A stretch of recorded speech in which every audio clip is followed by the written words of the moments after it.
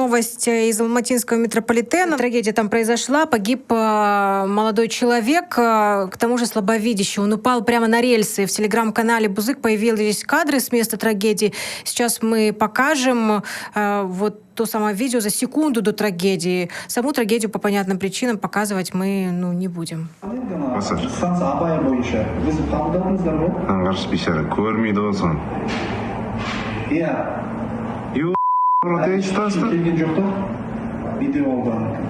И вопрос сотрудника метрополитена. У него был рюкзак. Этот рюкзак, он проверяется, вы знаете, досмотр, да? То есть, когда он проходил, он совсем не видит. То есть, незрячий человек впереди палочку держит или рукой идет. Сотрудники метрополитена должны были предложить ему помощь. Погибшему было всего 26 лет. Звали его Канат. Он жил в Талгаре. Несмотря на инвалидность, Канат сам зарабатывал на жизнь и помогал бабушке и дедушке, с которыми вместе жил.